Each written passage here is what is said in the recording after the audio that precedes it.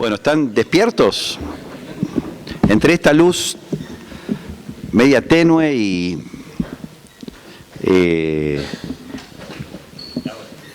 el tema no es de los más livianos. Bueno, hasta aquí lo que hablamos es concebir la relación matrimonial como la relación, yo creo que es la madre de las demás relaciones. Para los que estamos casados es así. No es que, como dijimos en la iglesia, hay de todo. Hay gente soltera, gente casada, y gran parte del ministerio de la iglesia en el Nuevo Testamento estuvo vinculada a hombres o que ya habían cumplido su etapa de familia o que eran solteros.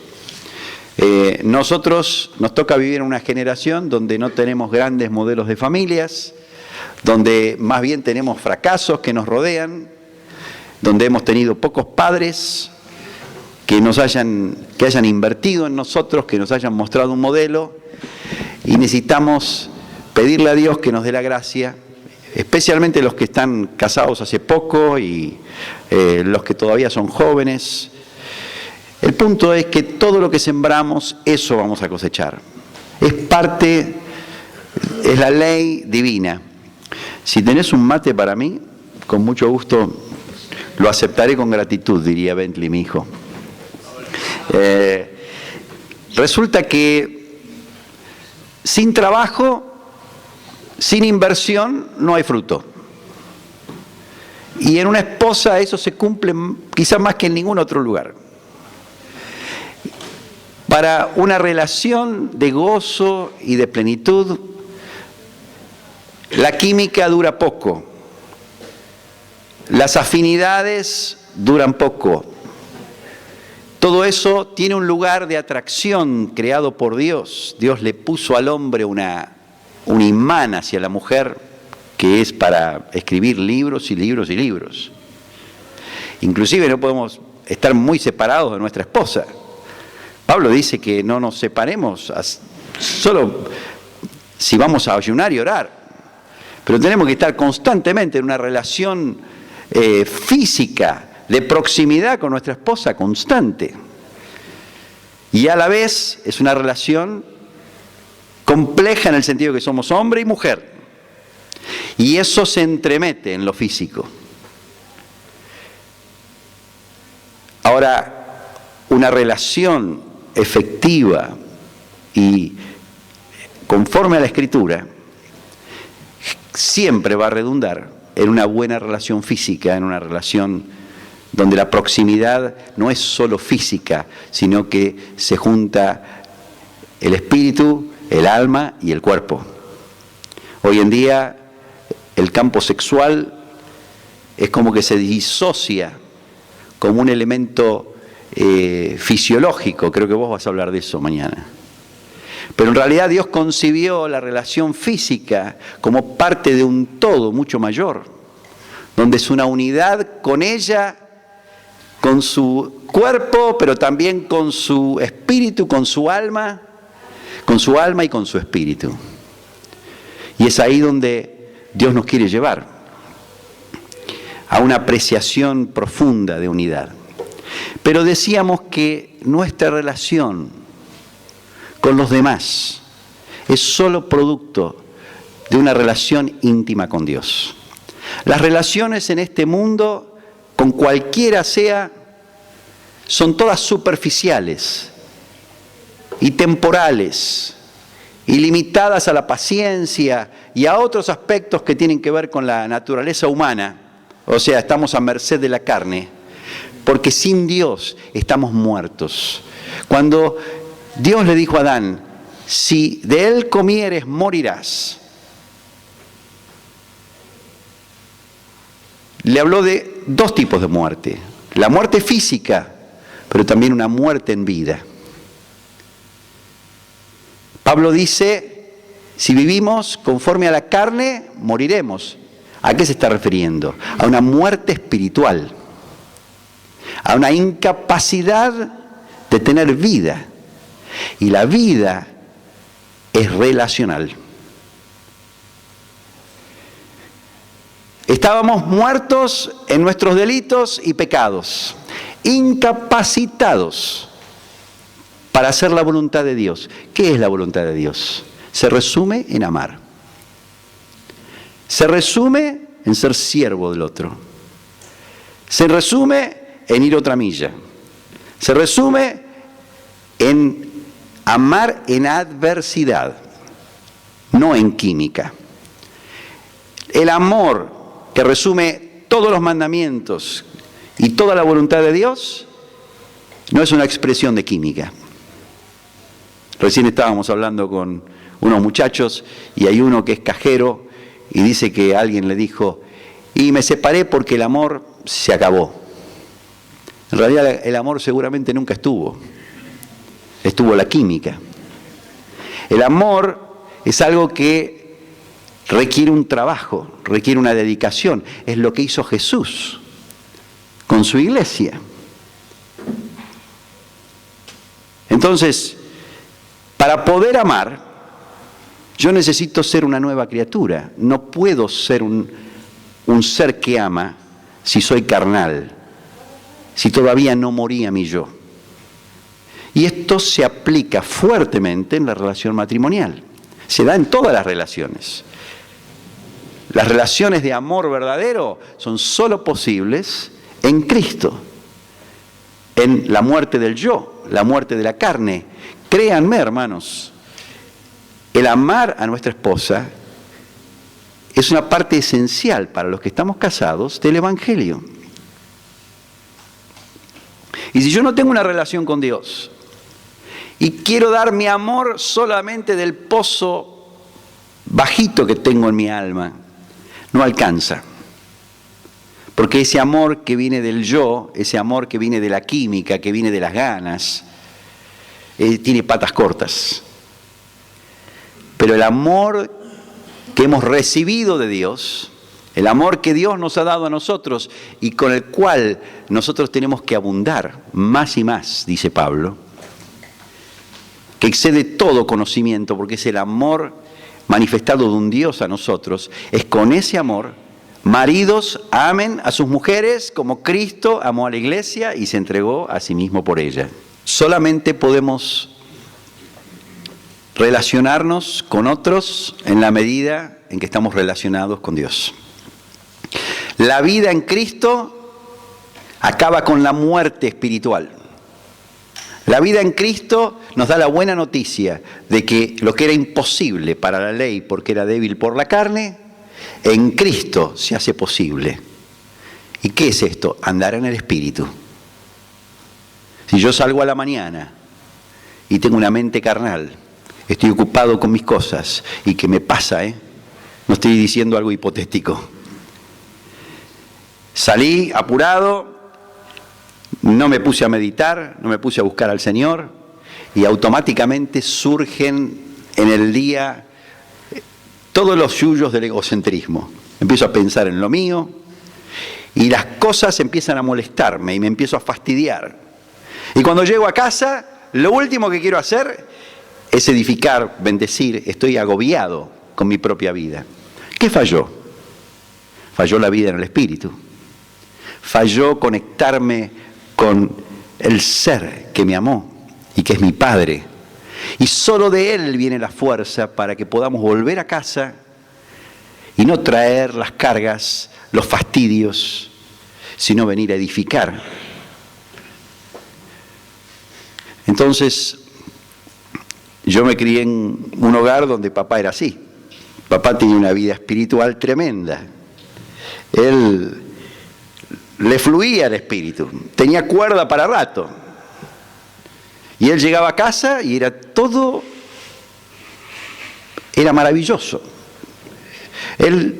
Yo escuchaba la llave de la puerta y ya me entusiasmaba, porque yo sabía que venía papá y venía la luz, venía la alegría, venía el gozo. Ya lo habré contado, mamá le decía a Iván, compré 2 kilos de banana, me costaron 80 pesos. Y papá le decía, nada más, 80 pesos, con lo ricas que son las bananas.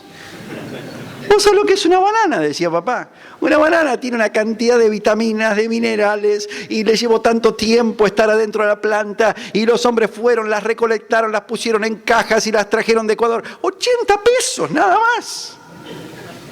Y todos empezábamos a ver la vida de otra manera.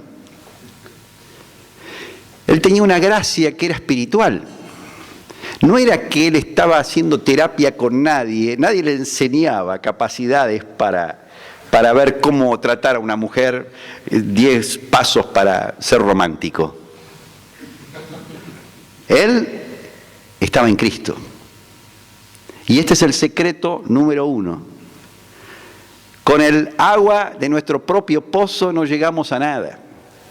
Pero si tenemos una vida de constante búsqueda del Señor no es una cuestión de que si leí y oré tanto tiempo a la mañana, es una actitud del corazón, es una conexión constante, y todos sabemos lo que significa estar en el Espíritu y lo que significa estar en la carne.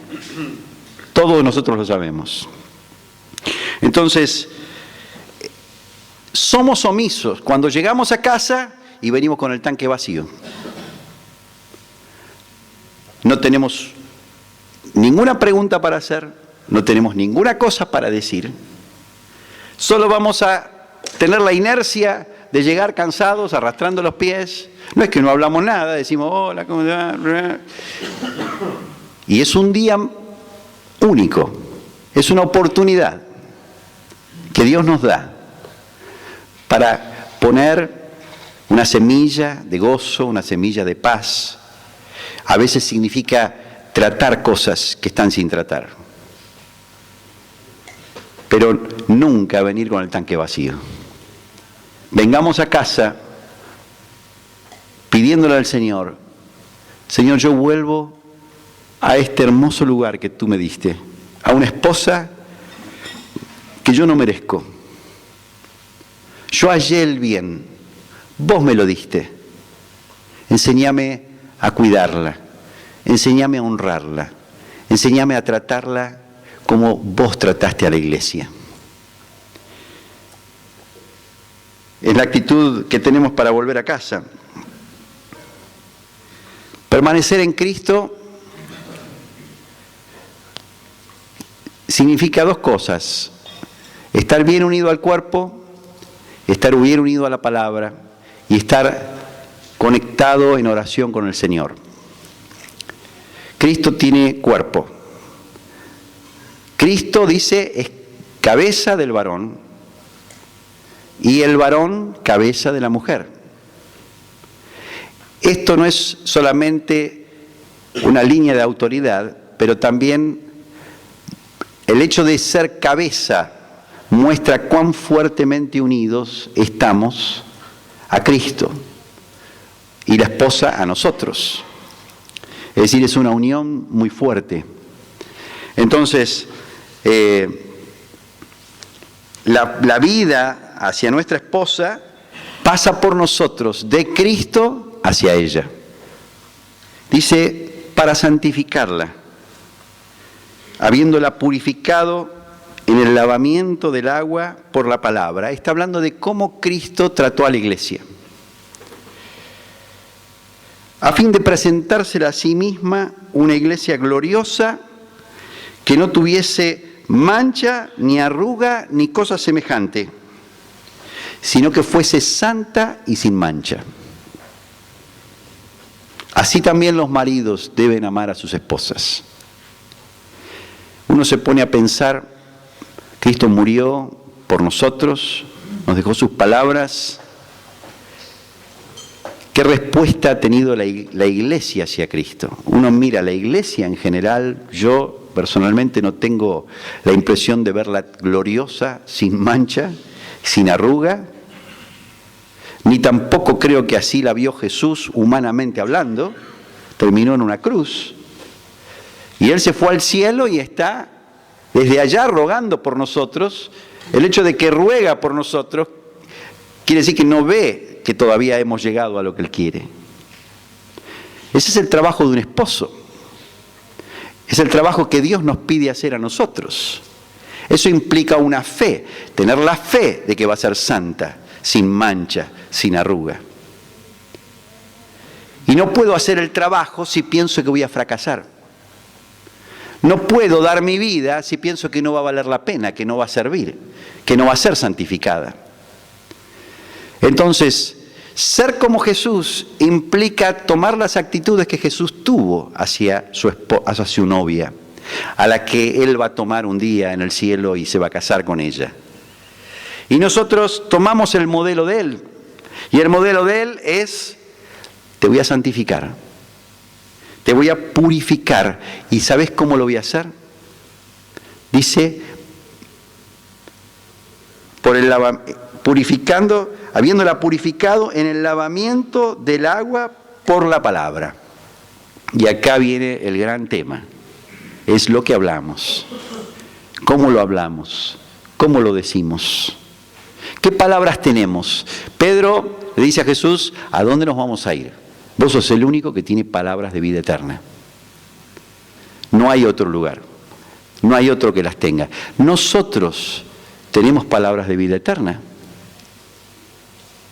Nuestras palabras están inspiradas por esta vida espiritual que fluye de nosotros, o están inspiradas por nuestra carne, por nuestro cansancio, por nuestra frustración, por nuestra falta de fe. Estar casado, como estamos todos los que estamos acá, todos sabemos cuán difícil se puede poner una discusión. Todos sabemos cuán complicado puede ser un tema. Pero a esta altura de la vida, yo tengo la impresión de que no es tan importante el tema. El asunto para Dios no es quién de los dos tiene razón. El asunto es quién refleja a Cristo. ¿Quién refleja la paciencia de Cristo? ¿Quién refleja la sujeción de Cristo al Padre? ¿Quién refleja la fe y la esperanza y la expectativa? No tanto quién tiene razón. Ahora, nosotros podemos tranquilamente enfocarnos en quién tiene razón. No sé si entienden a qué voy con esto, porque los miro con una mirada perdida, pero quizás yo no me estoy expresando bien, ¿no? Nosotros tenemos que defender en casa, primero que nada, el Espíritu Santo. Él es testigo de nuestro hogar. Es testigo de nuestras conversaciones con nuestra esposa. Es testigo realmente de qué motivación tenemos cuando hablamos con ella. Y a Dios le hace mucha diferencia. ¿Qué intenciones hay en nuestro corazón? ¿Qué poder es el que nos está moviendo? Si estamos en el Espíritu, si estamos tratando de ganar el punto, y muchas veces tenemos razón y tenemos que insistir, porque Jesús nunca fue un blandengue, Jesús nunca fue, no es que dejó de decir lo que tenía que decir. Jesús dijo lo que tenía que decir. El varón es un varón, pero el varón es un varón que Jesús fue descrito así, lleno de gracia y de verdad. La verdad con la gracia y la gracia con la verdad. Misericordia y verdad, átalas a tu cuello, dice Proverbios. Y Jesús tenía gracia y verdad. Salmo 85 dice, como dice, la misericordia y la verdad se encontraron, la justicia y la paz se besaron, dice el Salmo 85. Estas son las dos cosas que conjuga solo el Espíritu Santo. Entonces, ¿cómo hacer para ser firmes en aquello que tenemos testimonio de parte de Dios? Y a la vez, mantener la gracia. No quebrar un vidrio que se rompe. La primera propuesta que yo tengo es que en el momento que tenemos un conflicto, no lo vamos a resolver. ¿Qué hay que hacer? Hay que decir, mi amor, en este momento no estamos pudiendo conversar, no estamos pudiendo expresarnos amorosamente, pero yo te quiero con toda mi alma y eso no está en juego, y se mantiene el diálogo, no se rompe, y ahí hay dos rutas. Lo posponemos para hablarlo mañana más tranquilos, en paz esta noche o llamamos a alguien a que nos ayude. Pero no dejar el tema no resuelto. El error es pensar que si yo lo dejo no resuelto, el problema se acabó, porque nos sonreímos, porque nos dimos un abrazo. Pero esta capacidad para administrar el conflicto, que yo he fracasado 1000 veces, así que yo no les estoy dando acá una historia de cómo lo he logrado, porque es tan fácil irse para el lado del blandengue, que no es cabeza, que no transmite la voluntad de Dios para tener paz, y Dios nos libre de eso. Y también es fácil para irse al otro extremo, donde nos ponemos, yo soy la autoridad, se va a hacer lo que yo digo, y empezamos a hablar cosas hirientes que después nos va a costar muy caro reparar y que dejan heridas profundas, porque las palabras dichas sin pensar y sin la guía del Espíritu siempre destruyen. Y lo que nos llevó mucho tiempo construir se destruye en un segundo. Y después nos lleva meses recuperarlo.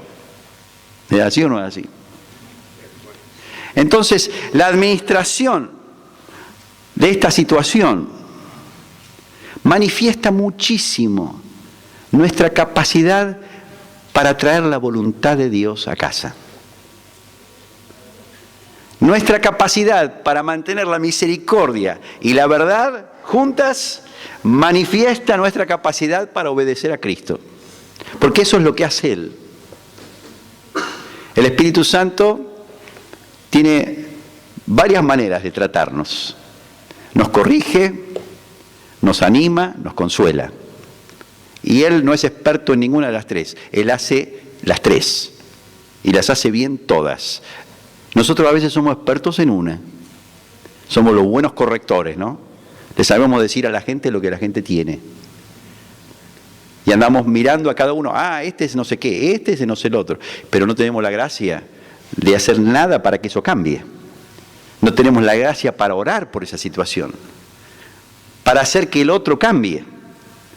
Y Dios, en este juego de identificar las grietas, de identificar las situaciones para trabajar y luego accionar, movernos, en ese juego, en ese trabajo es donde se trabaja la unidad.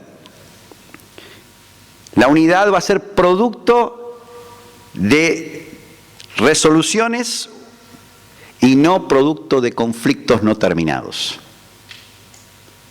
Los conflictos no terminados tienen hijos y se van multiplicando. Las raíces de conflictos no tratadas, diferencias en áreas que Dios necesita traer unidad en nosotros, no tratadas terminan produciendo más conflictos. Pero nuestra capacidad para resolver esas cosas y llevarlas a los pies de Cristo, y no decir a nuestra esposa, se va a hacer lo que yo digo, sino lo que tenemos que decir es, en casa se hace la voluntad de Dios.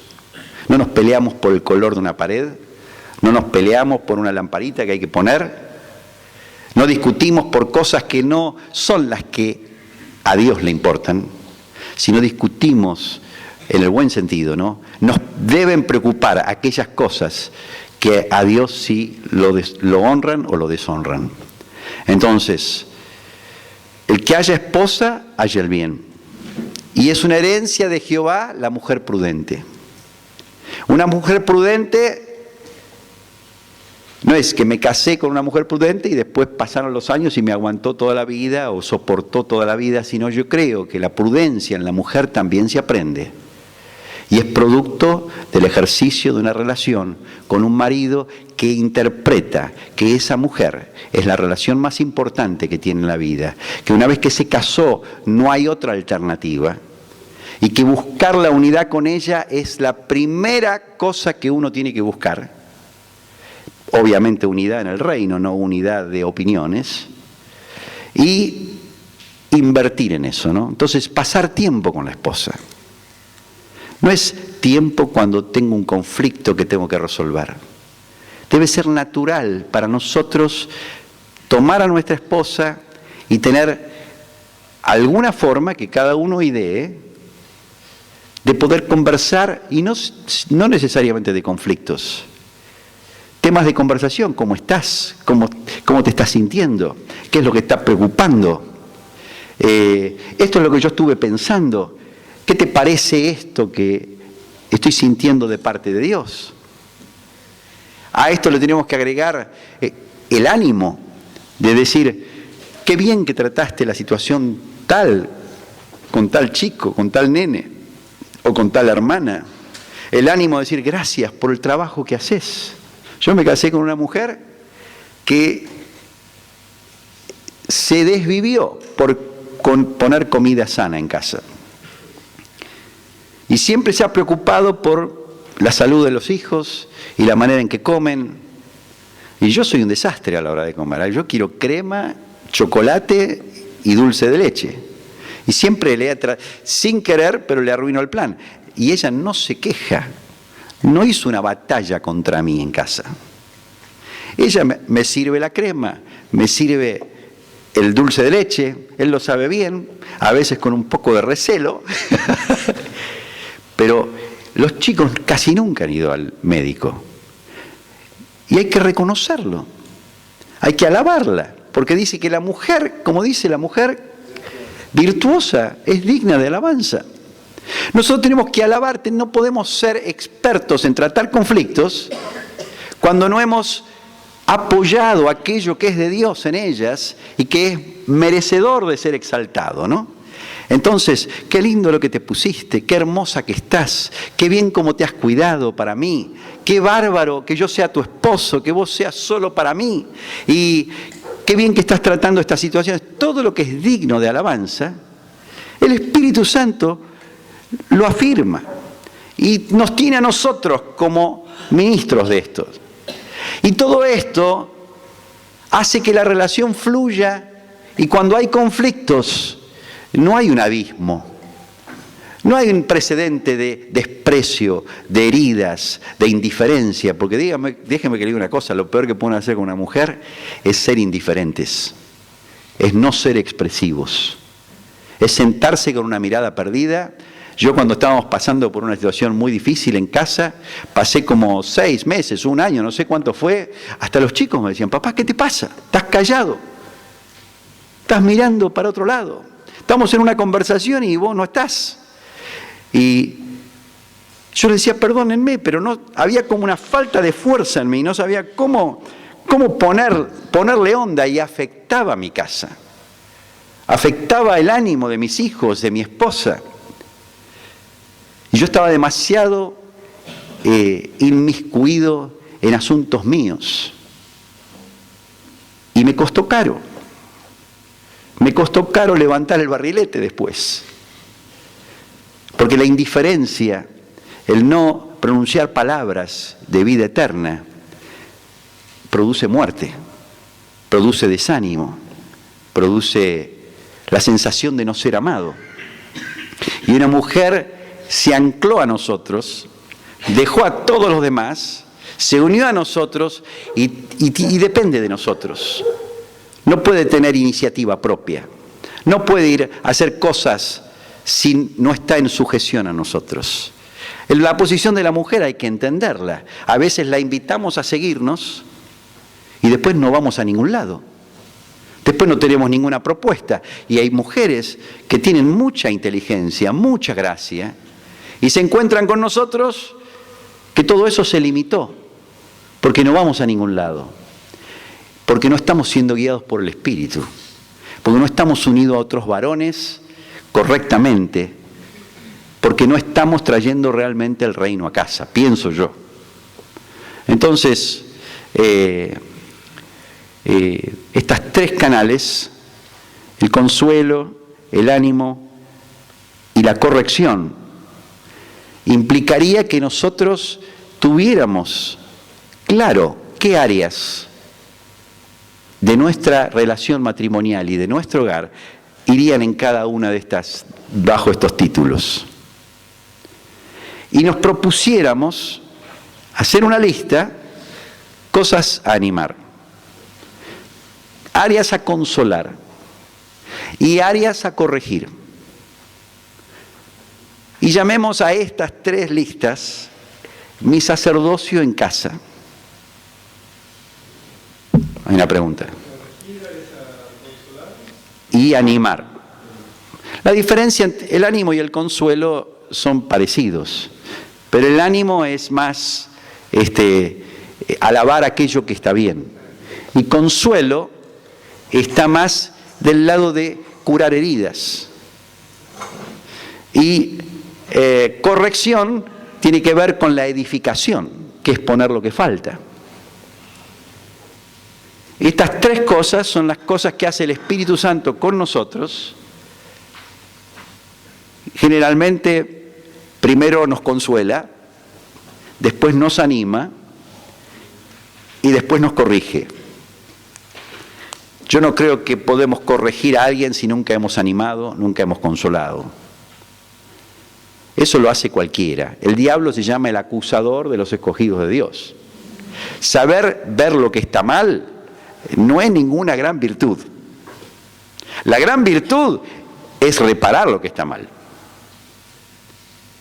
Y para reparar lo que está mal, hace falta una buena mezcla de ánimo, consuelo y corrección. Entonces, una lista, esto es quizá algo que cada uno puede hacer, empezar por ahí y decir, esto yo tengo que alabar, esto yo tengo que consolar y esto yo tengo que corregir.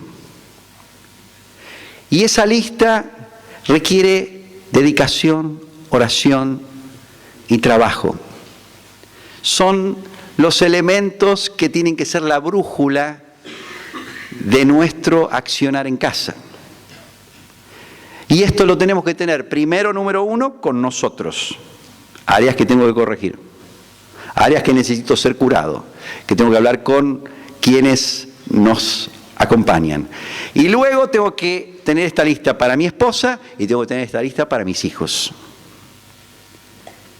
Imagínense donde cada uno de nosotros tiene este cuadernillo de sacerdocio, llamémoslo así, o esta lista de sacerdocio, y trabajamos con dirección.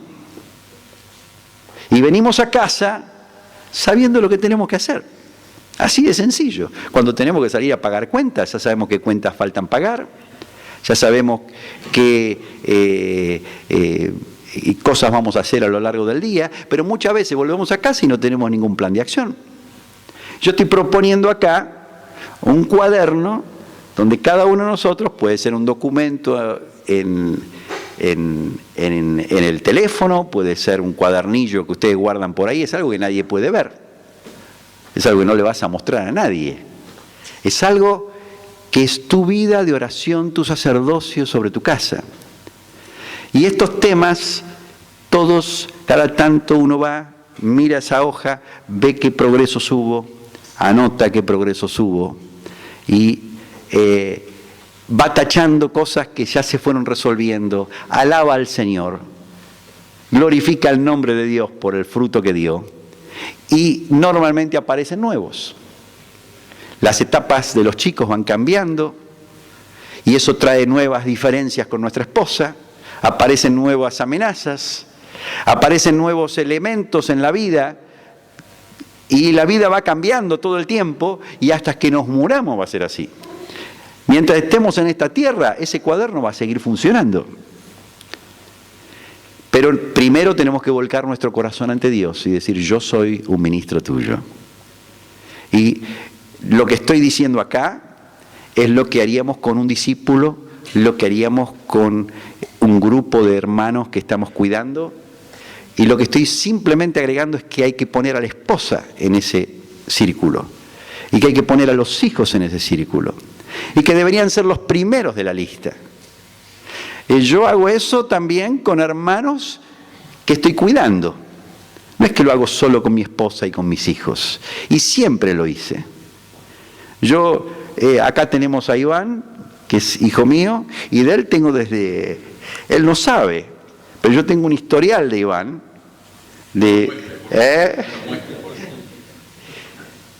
pero de muchos de ustedes que están acá, que estamos conectados, yo muchas veces me voy a encontrar y yo leo esas listas, porque me ayuda a direccionarme, porque edificar es poner lo que falta, y porque si no tengo una visión de lo que Dios quiere, es imposible llegar a la acción. Amén. Entonces Dios quiere que mi vida espiritual desborde primero hacia mi esposa, segundo lugar hacia mis hijos y en tercer lugar hacia la iglesia. Yo hablé acá de etapas y dije que hay una etapa, es decir, tenemos un modelo de iglesia muchas veces basado en hombres en el Nuevo Testamento que no tuvieron esposa e hijos. Entonces, nosotros, dije hace un rato, llegamos a la conclusión de que había que copiar el modelo de Cristo, de Pablo y de Pedro, y que ese modelo lo teníamos que traer a todos. Y yo, la única cosa que aclaré es que quizá hay etapas y de que hay momentos donde uno dedica una mayor intensidad al hogar para después, más adelante, dedicarse más tiempo a la obra. Pero de ninguna manera quise decir que durante 20 años yo me voy a dedicar a casa y voy a armar una especie de santuario en casa donde pongo a mi esposa, a mis hijos y el resto del mundo se cae a pedazos. Porque eso no es formar un hogar cristiano. Eso no es lo que Dios nos pide. Yo no estoy diciendo no vamos a predicar, no vamos a ganar a otros porque estamos en tal etapa. Eso es lo natural de todo creyente. Es la función. Somos todos sacerdotes. Y sería una mala educación a nuestros hijos y una mala formación de nuestra esposa si todo lo que vamos a hacer es estar bien nosotros. De hecho, les voy a decir, no creo que eso sea posible. Eso no creo que es posible. No creo que es posible tener un hogar lindo y bueno que manifieste la vida de Cristo si no hay otros que se están convirtiendo, si no hay otros que se están ganando para Cristo. La vida espiritual siempre fluye hacia afuera y en el momento en que deja de fluir hacia afuera, algo está muy mal acá adentro. Solamente digo que hay una etapa donde uno tiene que invertir más. Hay un tiempo para cada cosa, dice Eclesiastés. Hay tiempo de juntar piedras, tiempo de esparcir piedras. Hay tiempo de reír, hay tiempo de llorar. Hay tiempo de abrazar, hay tiempos de abstenerse de abrazar. Cuando Jorge Mitián en mi casamiento dijo, hasta ahora el tiempo era de abstenerse de abrazar, pero ahora se pueden abrazar, creo que fue el mejor mensaje que escuché en mi vida. Quizás lo único que escuchaste. Es lo que más me quedó. Entonces, estamos en un mundo donde la relación matrimonial está muy desvalorizada. No vamos a escuchar a nadie que nos hable, che, amá a tu esposa, Por lo menos es muy raro en la calle nadie. La esposa, todo está mal, lo que hace al matrimonio desde hace 50 años para acá, en las películas, en la radio, en todos lados, está despreciado, desvalorizado. Y la iglesia nos hemos concentrado mucho más en lo que pasa en un grupo casero, en las coyunturas, en las concertaciones, y creo que fue justificado, porque hubo una época donde eso aparece de la Escritura, era revelación, y eso estaba escondido. Yo creo que este mover del Espíritu es el mover que trajo más verdades, que se restauraron todas juntas, que ningún otro mover que hubo para mí desde la iglesia primitiva. O sea, cuando uno va atrás y ve en la historia, ve hermanos iluminados con algún área, pero lo que Dios trajo a este mover fue muy grande y es muy difícil ser armónico. Hubo que corregir, pero nosotros ahora ya somos de una generación que ya entendimos que trabajamos en cuerpo, ya entendimos que todos tenemos que ganar a otros, ya entendimos que todos podemos discipular a otros, y ahora es como que tenemos que interceptar este tema con una mayor intensidad, no porque está por encima de los demás, sino porque de alguna manera pienso que lo hemos descuidado y nos hemos vuelto más expertos en tratar a un discípulo que en tratar a la esposa. Y eso es una cosa que no está bien. Tenemos que ir juntos con la esposa. A veces hay que esperar un poco para que vayamos juntos. Pero si vamos juntos vamos a ir más lejos. Vamos a ir más lejos. Y Dios tiene misericordia. Eso es lo que yo quiero decir.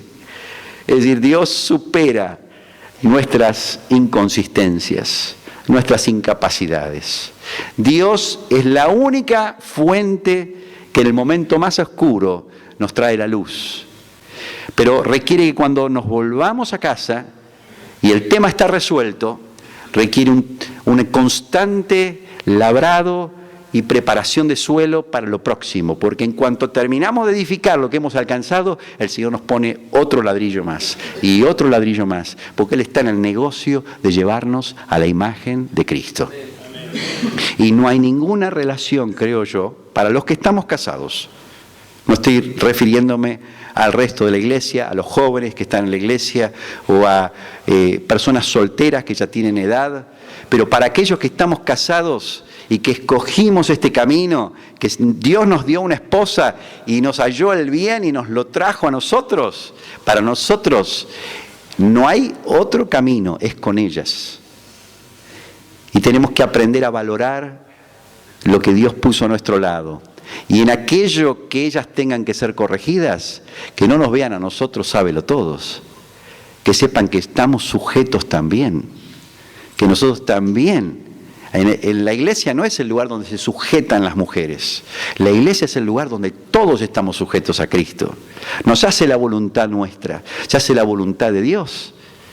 Y en casa no estamos implantando nuestro parecer, estamos implantando el deseo de Dios de tener una familia de muchos hijos semejantes a Jesús. Y eso es amar. Una familia de hijos nunca van a ser parecidos a Jesús si no nos amamos, si no tenemos ágape, si no somos capaces de hablar palabras de vida eterna, si no tenemos vida. Vida es capacidad de relacionarnos. Este es un concepto que quiero enfatizar. Vida no es camino, hablo, como. Vida es puedo amar. Esto era lo que era imposible para la ley. Lo que era imposible para la ley porque era débil por la carne, dice Pablo, lo que yo quiero hacer, no lo puedo hacer, lo que no quiero hacer, eso termino haciendo. Si esa es nuestra realidad, terminamos siempre diciendo lo que no queremos decir. Y no haciendo lo que queremos hacer, estamos todavía en la carne. Porque Pablo dice, hemos sido libres de esta ley. Y ahora podemos andar en el Espíritu y por el Espíritu hacer morir las obras de la carne. Nuestra casa no es nuestra. Entonces este es el plan que yo les propongo, pero cada uno puede tener una idea mejor. ¿Qué tenés que edificar cuando volvés a tu casa? ¿Qué tenés que corregir en tu hijo, en tu esposa? No porque a vos te cae bien o te cae mal, porque le cae mal a Dios. ¿Qué cosas mirás con los ojos de Dios como un profeta, como un pastor, como un sacerdote de Dios, que fue puesto por Dios en tu casa y que tenés que trabajar? Esas áreas, anótatelas. Segundo lugar, ¿qué cosas tenés que animar y que no has animado?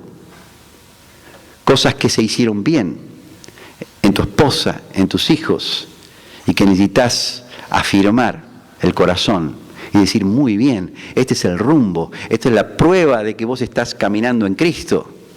¿Y qué cosas hay que consolar? A veces tenemos que consolar del daño que nosotros hemos causado, de las palabras duras que hemos dicho. Y cuando eso ocurre, no se termina nunca el trabajo del consuelo. Cuando herimos, necesitamos nunca decir, bueno, ya te pedí perdón por eso. No es así.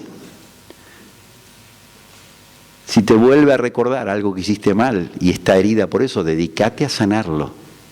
¿Y hasta cuándo? Hasta que se sane. Porque nuestro corazón arrepentido no deja de ser arrepentido nunca. Entonces, este corazón, si nosotros lo tenemos hacia nuestra esposa y hacia nuestros hijos, y podemos tener esta actitud en un hogar, yo les aseguro que vamos a cosechar muy bien.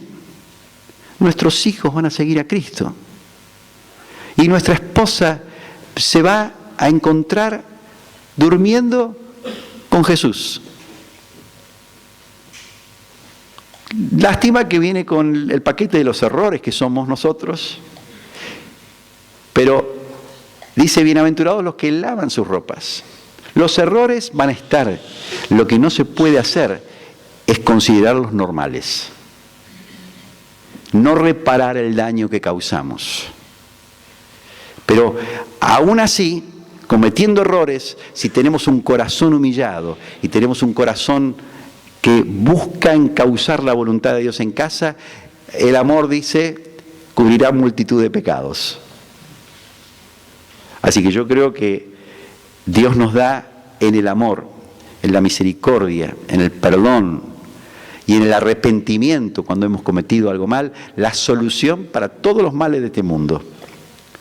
La iglesia es un lugar donde así nos tratamos. Esto que acabo de decir, repito, no es terapia matrimonial, es palabra de Dios para todas las relaciones humanas.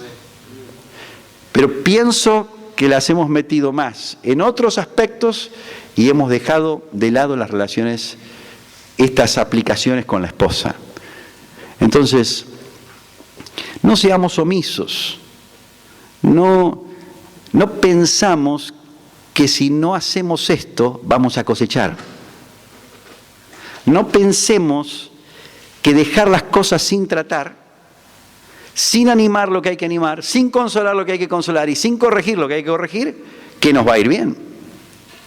El trabajo en la vida es algo que viene de parte de Dios y que nosotros tenemos que, como hombres de Dios, encauzar en nuestras casas y después en otros lados también. Esto es la voluntad de Dios. Yo no sé si hay preguntas que ustedes tienen. Sí. Vos dijiste de consolar. Consolar. ¿Cómo consolamos? ¿Perdón? ¿Cómo consolamos? ¿Cómo se consuela? El Consolador, así se llama el Espíritu Santo. En realidad, creo yo, corríjanme si estoy equivocado, la palabra es Paracleto. Y la palabra Paracleto es la misma palabra que Pablo le dice, si mal no entiendo, cuando dice redarguye, exhorta, reprende. La palabra exhortación vendría a ser la palabra Paracleto. Y la exhortación tiene estos tres componentes: consolar, corregir y animar, ¿no es cierto? Y cuando vos venís al Señor, cuando cualquiera de nosotros se convierte, conoce a Cristo, o aun cuando cometemos un pecado y nos arrepentimos, lo primero que surge es consuelo. El Espíritu Santo no nos deja herido. Él nos reafirma que somos hijos de Dios. El Espíritu Santo da testimonio, dice, que somos hijos de Dios.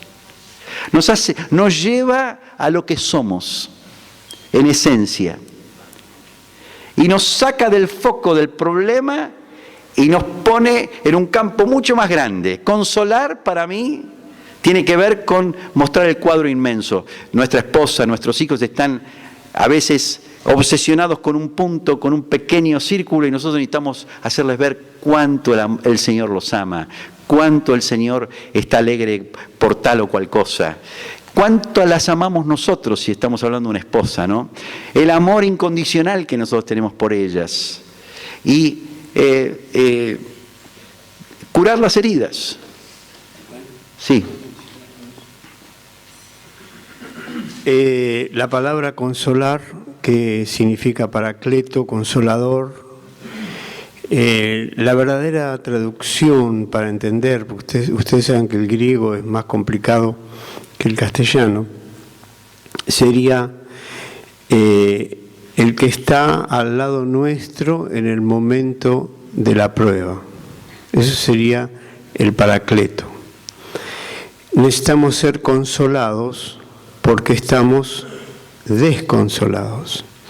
Y la desconsolación viene por circunstancias reales, una muerte, una enfermedad, pero también, como muy bien lo está expresando Dani, porque hay heridas internas. Y la esposa lo que espera, y el esposo también, todos necesitamos ser consolados, es que estemos en ese momento al lado de ella. A lo mejor no podemos hacer nada.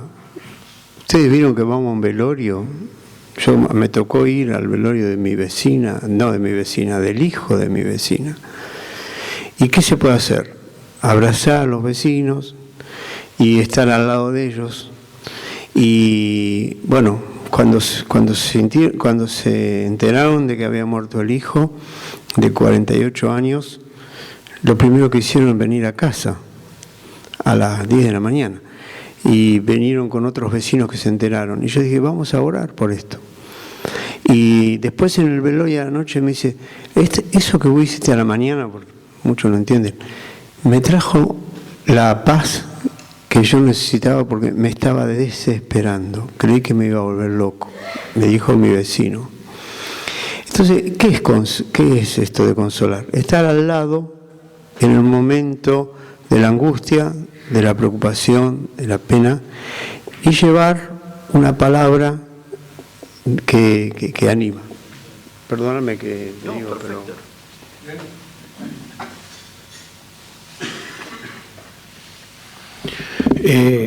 Creo, Daniel, ayúdanos vos y cerralo, pero creo que ahí, en este aspecto, es donde más me equivoco yo. Porque muchas veces este mundo que Dani explica, que es muy chiquitito y está nuestra esposa y nuestros hijos ahí, no es tan grave como un velorio. A veces para nuestra esposa es un mundo, una cosa que para nosotros es nada. Y justamente consolar es estar al lado. Porque mi esposa me dice, no quiero que hables, quiero que me escuches. Porque uno lo que tiende, ahora entiendo que son las otras dos patas, querer corregir, querer hacer esto, y dice, no, te quiero abrir mi corazón, quiero que Lo que quieren es que estemos al lado, pero no poniendo el rostro, sino estando con un espíritu de acompañar. La metida de pata mía es que empiezo a hablar. Y me dice, no quiero que hable, te quiero decir lo que a mí me está pasando y cómo yo me siento. Muchas veces tenemos ninguna solución y necesitamos que Dios intervenga. Y esa es una cuestión para mí espiritual, que no terminamos, yo me equivoco todos los días en esta área, que trata de buscar solución a todo, a cosas que no hay una solución porque hay una herida interna que Dios está trabajando y formando a Cristo en ella. Yo lo digo por... Amén. Dani, para agregar un ingrediente más a lo que están diciendo, ¿qué pasa si el causante del dolor soy yo? ¿Cómo le llevo consuelo a ella? ¿Qué pasa si el causante de la herida, vamos a decir, soy yo? Lo cual es muy común. O sea, no es un tema... En general somos nosotros los causantes de la herida.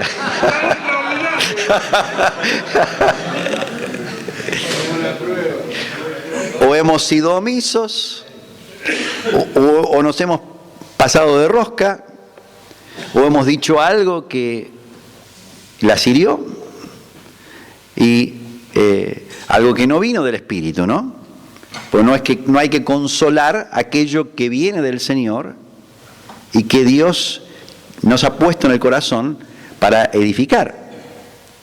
Hay que tener claro eso, ¿no? Porque hay veces que uno puede estar diciendo algo en el modo correcto, en el momento justo, y después de haber consolado y animado, y está edificando, está corrigiendo un área, y si hay una herida por eso, es inapropiado. La respuesta correcta en tal caso tendría que ser la de una esposa sujeta que dice, te escuché, me hace bien que me digas lo que yo necesito aprender y me voy a sujetar. Eso sería lo correcto. No porque nosotros somos nadie, sino porque estamos trayendo algo que es la voluntad de Dios. Pero cuando hay una herida real donde nosotros hemos actuado mal y sabemos que hemos actuado mal, hay que pedir perdón. Hay que arrepentirse. Hay que decirle, vos tenés razón, yo te causé mal. ¿Cómo pude haber hecho eso? ¿Cómo pude haber dicho semejante frase? Si es todo lo contrario. Y ahora, por un lado está el arrepentimiento y por el otro lado está la reconstrucción. Lo que se destruyó con una mentira o con una herida de una palabra áspera, se construye con exactamente lo opuesto, con la verdad que contradice la mentira y con la actitud de amor y de afecto que contradice la aspereza. Y no nos podemos ni ir a dormir con eso. Si hemos actuado mal, la palabra dice que nuestras oraciones pueden ser estorbadas. Es increíble como para Dios el tratar a la mujer no como un vaso frágil, sino como a uno más de nosotros, contrista al Espíritu Santo. Entonces no es solo un tema que herimos a la esposa, hemos herido también el ambiente. Hemos traído a nuestra casa, hemos traído la disrupción de un ambiente cálido y afectuoso y lo hemos transformado en un ambiente de aspereza, de maltrato. Entonces ahí es donde tenemos que abrazar, tenemos que pedir perdón, tenemos que reconocer nuestro mal y tomarnos el tiempo. Muchas veces va a llevar más tiempo de lo que nosotros quisiéramos. Nosotros decimos, ya te pedí perdón y vos no cambiaste de cara. Y no va a ser tan fácil. Porque la mujer es un vaso frágil referido a eso justamente, que su emocionalidad es mucho mayor que la nuestra. Entonces, en ese caso vamos a tener que tener paciencia. Y la cura por ahí no va a ser de un segundo al otro. Debería ser en el mundo varonil. Ya te pedí perdón, terminemos, vamos a jugar al fútbol. Pero con la mujer no es así. Y tenemos que hacer como hizo Jesús. Pensemos así. Jesús nos soltó la cuerda en algún momento. En algún momento nos hirió de algo. Lo hemos herido nosotros a Él todo el tiempo. Y Él ha sido misericordioso, ha sido amoroso, ha tenido paciencia y la sigue teniendo. Es decir, cuando dice el amor es sufrido, no es jactancioso, no busca lo suyo, no se envanece, no se irrita, no guarda rencor. Es todo lo que hizo Jesús con nosotros. Es una descripción de Jesús hacia nosotros. Y esa es la base del amor que nosotros tenemos que tener hacia otros. Ahora, pasa lo opuesto. No solo no hemos amado, sino que hemos herido. Entonces ahora tenemos que hacer el trabajo de un consolador del victimario, de la víctima. El victimario consuela a la víctima. La hemos tratado mal, le hemos dicho algo que no corresponde y ahora tenemos que reconocer nuestro mal. Tenemos que hacer un trabajo de amor, de paciencia y de arrepentimiento. Así que es muy importante esto porque a veces no podemos edificar porque hemos herido y las heridas no se han curado. Y nosotros hemos sido muy simplistas, hemos dicho, bueno, es una cristiana, tendría que perdonar. Tampoco fue tanto. No te lo dije de esa manera, pero no importa, así lo sintió ella. Tomemos más en serio el tono de nuestra voz. Dios lo hizo así, ¿eh? A la mujer Dios la hizo así. No es que la mujer es un varón. La mujer, gracias a Dios, es mujer. Y nosotros queremos tener una mujer al lado, pero que actúe como nosotros. No tiene sentido. A veces estamos locos. Entonces Dios nos ha dado un refugio en la mujer. Que nos vamos a dormir con alguien que es como si fuera de este planeta, pero a la vez es de otro. Tiene otra mente, tiene otra manera de pensar. Y nosotros tenemos que respetar eso, porque eso es lo que queríamos. Por eso nos casamos con ellas. Porque queremos algo un poco más cálido, algo un poco más lindo. Queremos algo que tenga un poco más de gracia. Entonces, hay mujeres que no tienen mucha gracia porque están acostumbradas a defenderse de todos. Porque hay tanta hostilidad que necesitan un varón al lado que les muestre que es capaz de amar, que es capaz de soportar, que es capaz de tratarla como una dama. Entonces, nosotros hace un tiempo atrás, cuando vivíamos en Estados Unidos, vimos una escena tan preciosa, ¿no? Por supuesto que es una escena, es un cuadro esto. Pero eran dos viejitos, estaba la mujer sentada en el sillón, tendría 85 años, y el marido, que tendría 5 años más que ella, pero se ve que estaba en mejor estado de salud, tenía un libro en la mano y se lo estaba leyendo con tanto cariño. Le acariciaba el pelo. ¿Lo entendiste, mi amor?, le decía. Yo pensé, yo quiero llegar así, tener esta comunión. Por supuesto que uno le pone el reino adentro.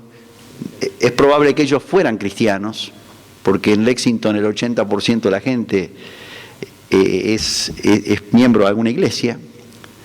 Pero imagínense llegar a viejos juntos, más unidos que como empezamos.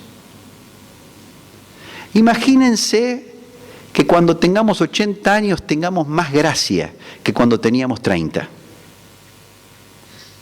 Imagínense un hogar donde se acaban las ofensas o se vuelven casi inexistentes porque la estatura de Cristo llegó al esposo y llegó a la esposa.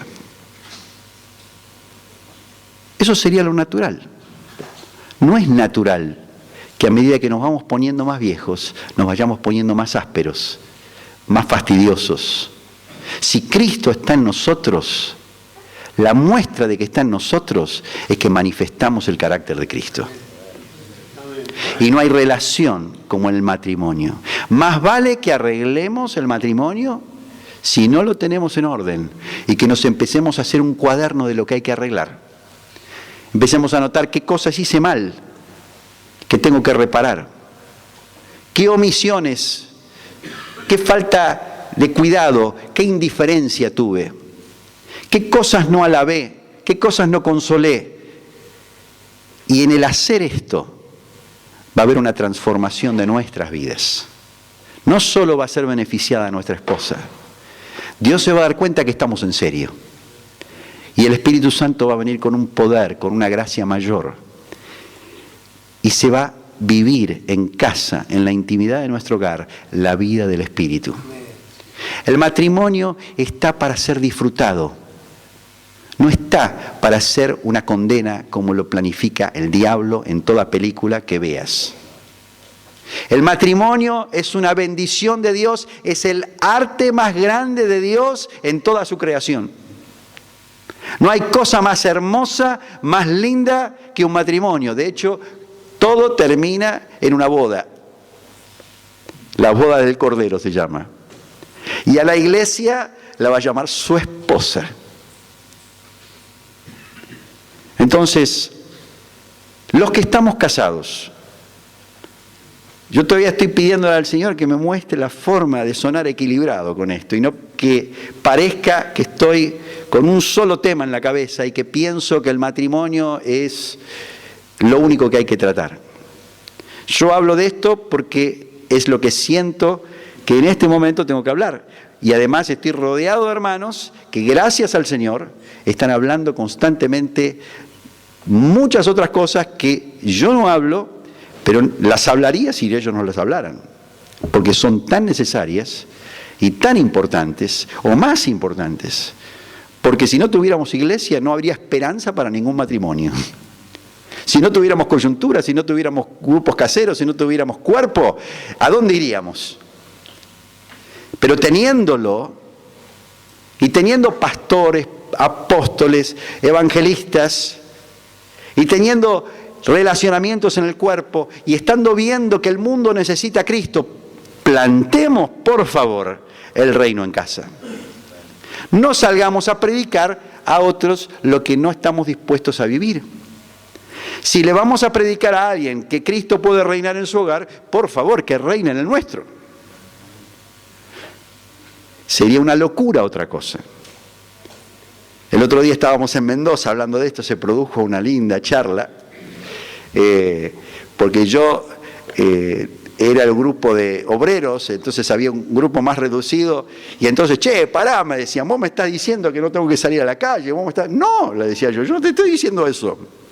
Lo que estoy diciendo es que cuando salgas a la calle, lo que prediques sea lo que vos estás buscando vivir.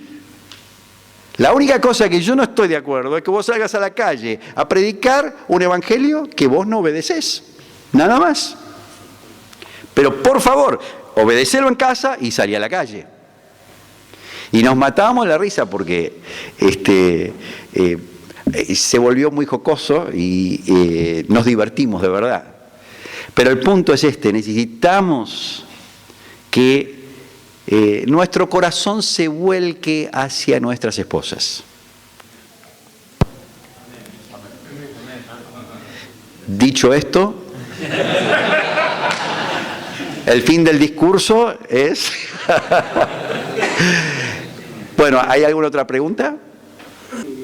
Bueno, vamos a hacer entonces una nota, un cuaderno. ¿Sí? Un documento en el teléfono. O en la mente. Yo digo anotarlo porque es lindo ver la sucesión, lo que va ocurriendo en el tiempo. Perdón, hay otra pregunta. En estas hojas, ¿no? El cuaderno. Yo llevo uno mío, uno de mi esposa y uno de cada uno de mis hijos.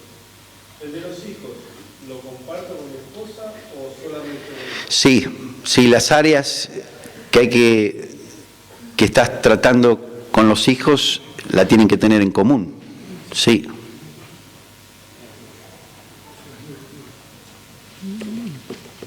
¿Ya está? Bueno, muchas gracias.